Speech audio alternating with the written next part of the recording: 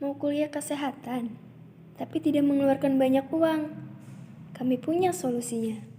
Bebas uang gedung, bebas biaya UTS dan UAS, serta bebas biaya praktik. Stikes Widya Dharma Husada dan Stikes Karisma Persada Tangerang membuka pendaftaran untuk mahasiswa dan mahasiswi semester ganjil tahun ajaran 2020-2021 untuk seluruh lulusan SMA dan SMK untuk semua jurusan. Untuk pendaftaran gelombang 3, yaitu pada tanggal 10 Juni sampai 30 Juli 2020.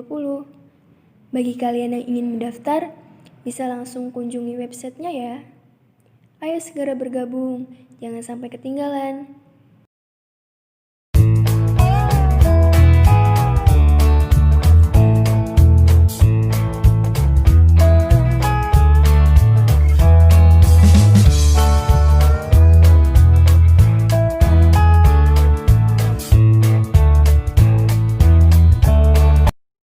Assalamualaikum Mams, kami dari mahasiswa Stikes Widya Dharma Husada program studi S1 keperawatan akan memberikan edukasi mengenai pentingnya asupan nutrisi bagi ibu nifas. Sebelumnya, perkenalkan nama saya Rida Fajrani Barokah selaku moderator. Assalamualaikum warahmatullahi wabarakatuh. Perkenalkan, nama saya Widya Ningsih, mahasiswi dari Stikes Widya Dharma Husada Tangerang. Di sini saya akan melakukan edukasi kepada ibu nifas tentang kebutuhan cairan dan kebutuhan nutrisi pada ibu nifas. Assalamualaikum warahmatullahi wabarakatuh. Perkenalkan, nama saya Messi Dewi Agustin, mahasiswa Stikes Widya Dharma Husada, ingin melakukan edukasi kepada ibu nifas tentang kebutuhan nutrisi dan cairan terhadap ibu nifas. Assalamualaikum warahmatullahi wabarakatuh. Perkenalkan, saya Wildia Tunupus, mahasiswi dari Stikes Widya Dharma Husada Tangerang. Di sini saya akan melakukan edukasi kepada ibu nifas tentang kebutuhan cairan dan kebutuhan nutrisi pada ibu nifas. Assalamualaikum warahmatullahi wabarakatuh. Sebelumnya, perkenalkan, nama saya Elisa Sapitri Peraga dari mahasiswa Stikes Widya Dharma Husada Tangerang. Saya di sini sebagai editor video edukasi kepada ibu nifas yang berjudul tentang kebutuhan cairan dan kebutuhan nutrisi pada ibu nifas. Ya, perkenalkan, nama saya Rida Fajrani Barokah selaku moderator. Edukasi ini akan disampaikan oleh rekan-rekan saya, Widya Ningsih, Wildia Tunufus, dan Messi Dewi Agustin.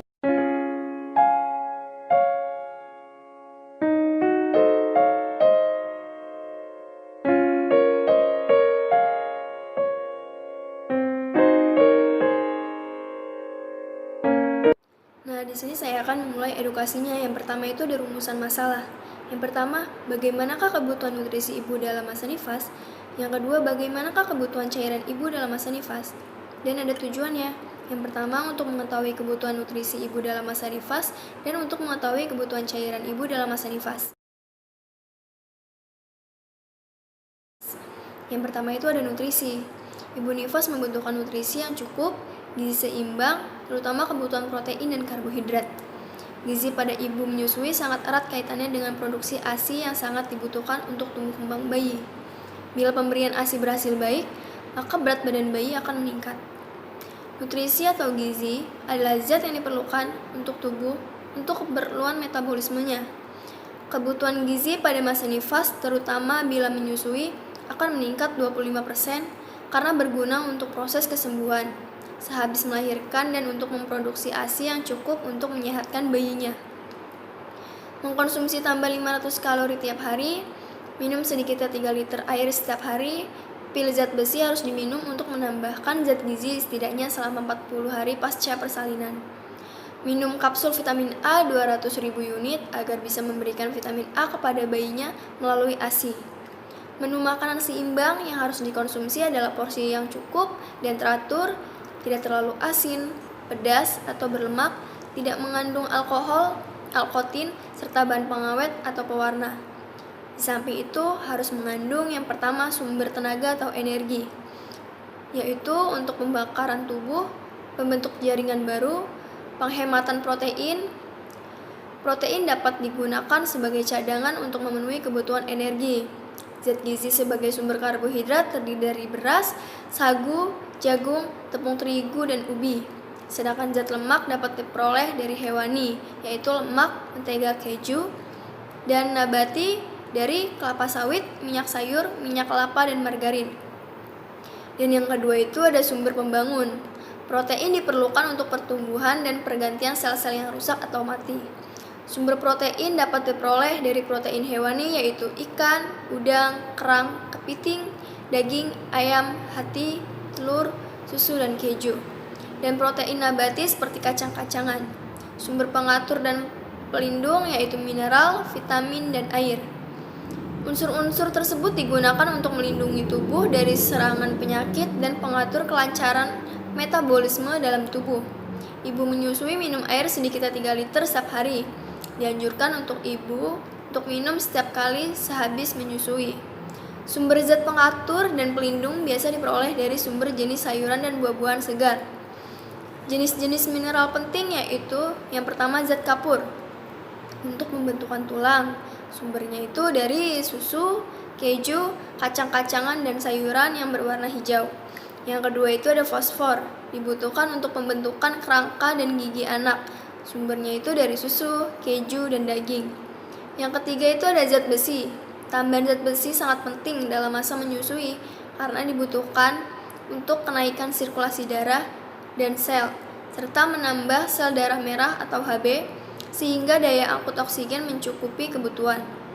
Sumber zat besi antara lain yaitu kuning telur, hati, daging, kerang, ikan, kacang-kacangan, dan sayur hijau. Yang keempat yaitu yodium, sangat penting untuk mencegah timbulnya kelemahan mineral dan kekerasan fisik yang serius. Sumbernya yaitu minyak ikan, ikan laut, dan garam beriodium. Yang kelima itu ada kalsium. Ibu menyusui membutuhkan kalsium untuk pertumbuhan gigi anaknya. Sumbernya itu dari susu dan keju. Assalamualaikum warahmatullahi wabarakatuh. Perkenalkan, nama saya Wildia Tunupus. Baik, saya di sini akan melanjutkan pembahasan yang tadi sudah disampaikan oleh rekan saya. Nah, selain itu juga ibu membutuhkan kalori. Nah, jadi kebutuhan kalori dalam menyusui sekitar 400 sampai 500 kalori. Jadi sekitar ibu nipas jangan mengurangi kebutuhan kalori karena akan mengganggu proses metabolisme tubuh dan menyebabkan ASI rusak. Selanjutnya yang kedua ada protein. Ibu memerlukan tambahan 20 gram protein di atas kebutuhan normal ketika menyusui. Protein diperlukan untuk pertumbuhan dan pergantian sel-sel yang rusak dan mati. Nah, sumber protein dapat diperoleh dari protein hewani dan protein nabati. Contoh dari protein hewani seperti telur, daging, ikan, susu, keju. Nah, yang kedua ada protein, contoh dari protein nabati seperti tahu, tempe, kacang-kacangan, dan lain-lain. Nah, selanjutnya yang ketiga ada kalsium dan vitamin D. Kalsium dan vitamin D itu berguna untuk pembentukan tulang dan gigi. Kebutuhan kalsium dan vitamin D didapat dari minum susu, atau berjemur di pagi hari. Nah, ibu-ibu tuh harus berjemur di depan rumah ya setiap pagi tuh. Terus selanjutnya ada magnesium. Magnesium itu dibutuhkan sel tubuh untuk membantu gerak otot, fungsi syaraf, dan memperkuat tulang. Nah, kebutuhan magnesium didapat pada gandum dan kacang-kacangan. Selanjutnya ada karbohidrat kompleks. Nah, karbohidrat kompleks itu makanan yang dikonsumsi dianjurkan mengandung 50-60% karbohidrat. Laktosa atau gula susu adalah bentuk utama dari karbohidrat yang ada dalam utama dari karbohidrat jumlah lebih besar dibandingkan dalam susu sapi. Selanjutnya ada garam. Nah, selama periode nipas hindari konsumsi garam yang berlebihan. Nah, seperti kacang asin, keripik asin, acar asin, dan lain-lain. Selanjutnya yang ketujuh ada zinc. Nah, zinc itu ibu-ibu tahu nggak? Zinc itu untuk apa? Jadi, zinc itu berfungsi untuk kekebalan tubuh. Kebutuhan zinc didapat di dalam daging, telur, dan gandum. Selanjutnya yang terakhir ada DHA. Nah, yang ibu harus ketahui, asupan DHA berpengaruh langsung pada kandungan dalam ASI. Nah, selanjutnya di sini ada jenis-jenis vitamin. Yang pertama ada vitamin A. Nah, vitamin A itu digunakan untuk pertumbuhan sel jaringan, gigi, dan tulang. Perkembangan syaraf, penglihatan terhadap infeksi. Sumber dari vitamin A itu seperti kuning telur, mentega, sayuran, dan buah. Selanjutnya yang kedua ada vitamin B1. Nah, vitamin B1 itu dibutuhkan agar kerja syaraf dan jantung normal. Nah, yang ketiga ada vitamin C. Vitamin C itu ibu-ibu tahu nggak vitamin C itu untuk apa? Jadi, vitamin C itu pembentukan jaringan ikat dan bahan sumber-sumbernya. Yang pertama ada jeruk, tomat, melon, sayuran, dan buah. Selanjutnya yang keempat ada vitamin D. Vitamin D itu dibutuhkan untuk pertumbuhan, pembentukan tulang dan gigi, serta penyerapan kalsium dan fosfor. Yang terakhir ada vitamin K. Vitamin K itu dibutuhkan untuk mencegah perdarahan agar proses pembukuan darah. Lalu setelah itu, zat makanan pada wanita hamil, dewasa, dan menyusui itu berbeda-beda. Yang pertama, kalori. Kalori yang dibutuhkan pada wanita dewasa tidak hamil itu 2000 kalori. Wanita hamil 20 minggu terakhir itu 3000 kalori. Wanita hamil 800 kalori.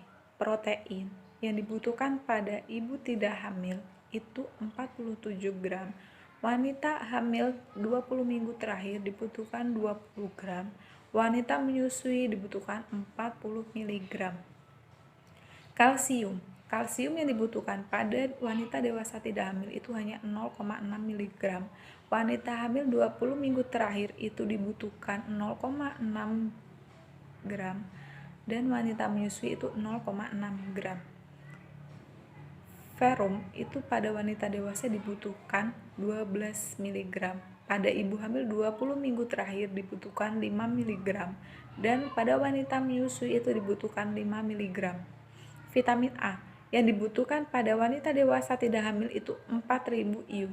Pada wanita hamil 20 minggu terakhir itu 1000 IU dan pada wanita menyusui itu 2000 IU.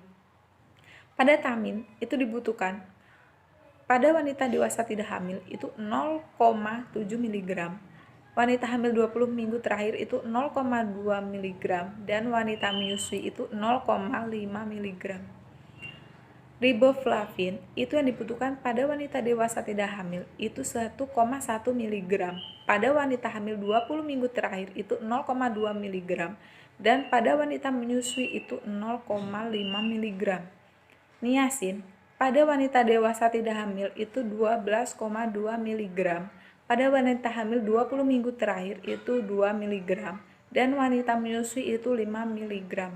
Vitamin C pada wanita dewasa tidak hamil itu 60 mg. Wanita hamil 20 minggu terakhir itu 30 mg dan wanita menyusui itu butuh 30 mg. Untuk mengelola makanan sehat, pilih sayur-sayuran, buah-buahan, daging, dan ikan yang segar. Lalu cuci tangan sampai bersih sebelum dan sesudah mengelola makanan. Cuci bahan makanan sampai bersih lalu potong-potong. Masak sayuran sampai layu. Olah makanan sampai matang. Hindari pemakaian zat warna dan pengawet. Jangan memakai minyak yang sudah berkali-kali dipakai. Perhatikan kadaluarsa dan komposisi zat gizi makanan jika kemasan dalam kaleng yang telah penyok dan karatan. Jangan biarkan binatang berkeliaran di dapur, dan simpan peralatan dapur dalam keadaan bersih dan aman. Lalu cairan. Fungsi cairan sebagai pelarut zat gizi dalam proses metabolisme tubuh. Minumlah cairan cukup untuk membuat tubuh ibu tidak dehidrasi. Asupan tablet tambah darah dan zat besi diberikan selama 40 hari postpartum. Minum kapsul vitamin A sebanyak 200.000 unit. Konsumsi cairan sebanyak 8 gelas per hari. Minum sedikitnya 3 liter tiap hari.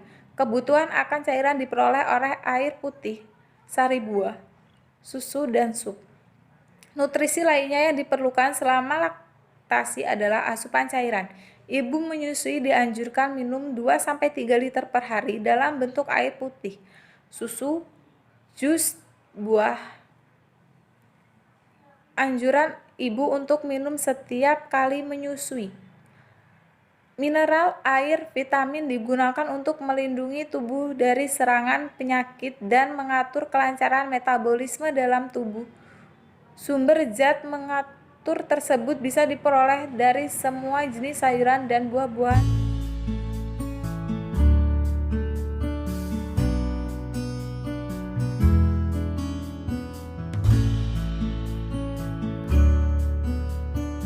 Setelah mendengarkan edukasi dari rekan-rekan saya, dapat diambil kesimpulan bahwa nutrisi adalah suatu zat yang diperlukan oleh tubuh untuk keperluan metabolismenya.